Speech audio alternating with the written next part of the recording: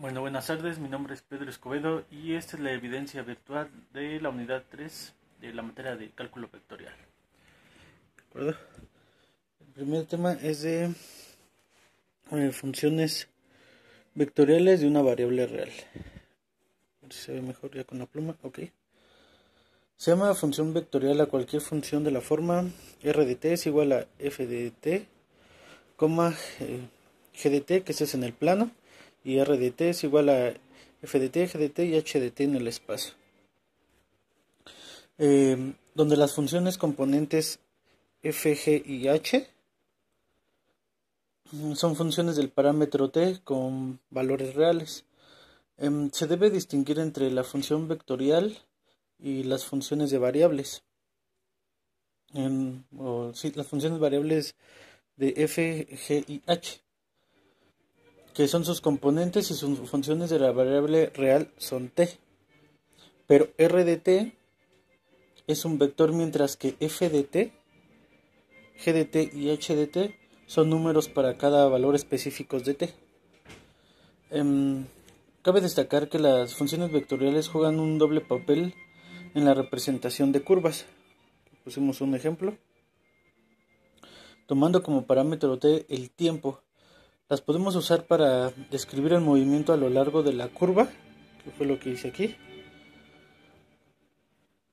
Más, en general podemos usar una función vectorial para trazar gráficas de la misma. Aquí lo que puse fue los vectores, perdón.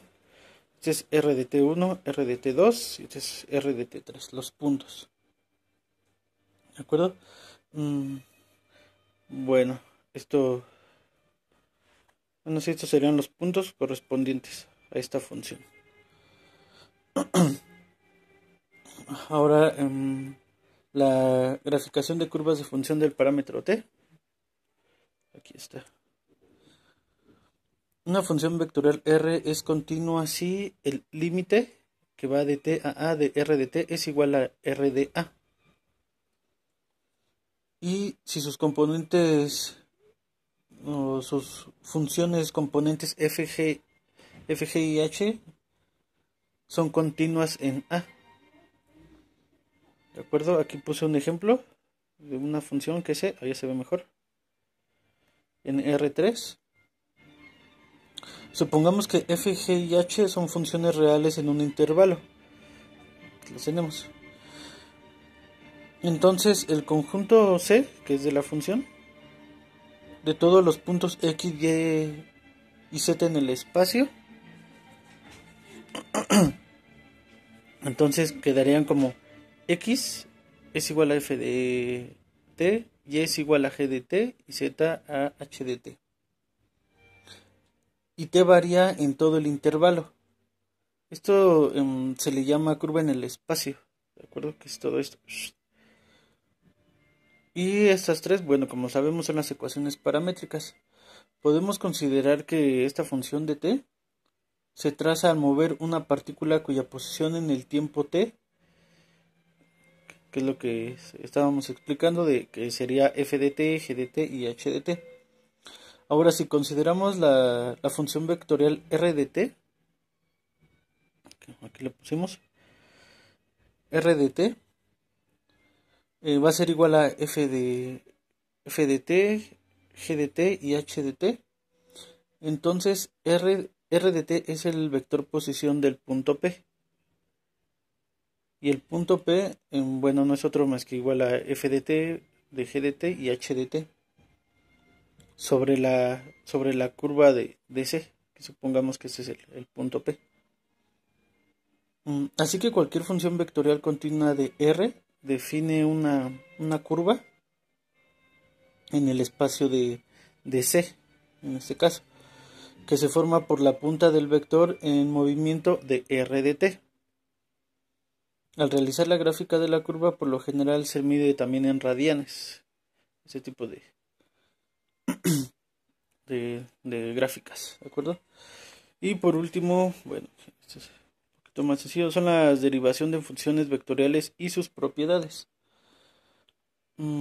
La derivada de r de t de una función vectorial r se define como se hizo para las funciones reales, que quedaría R de R que multiplica T más H menos R de T sobre H. Esto solamente aplica si el límite existe.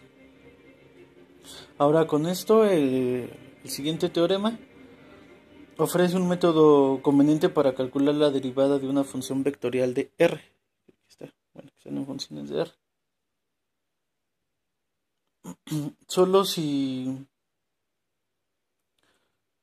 deriva cada componente de R. Bueno, aquí vamos a poner los ejemplos. Que va a ser R de t es igual a f de t, g de t y h de t.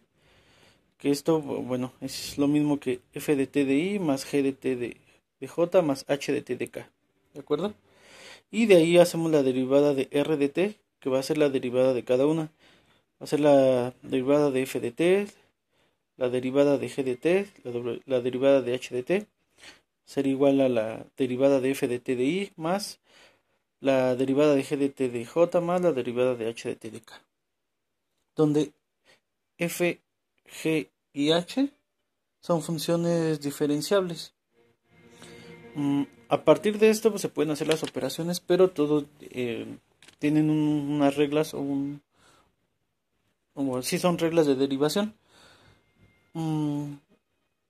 Estas muestras son que las fórmulas para las funciones reales tienen sus contrapartes para las funciones vectoriales, las cuales son estas, de hecho son 6. Es d de t, a ver si se ve mejor.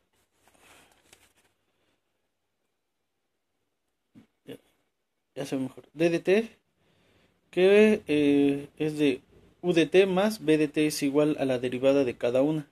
La derivada de u de t más la derivada de b de t. La número 2 es la derivada de t con respecto de la constante por u de t, que es igual a la constante por la derivada de u de t.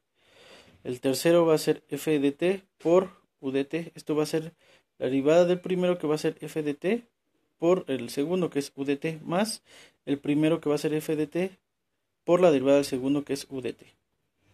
El cuarto es u de t por b de t. Es lo mismo.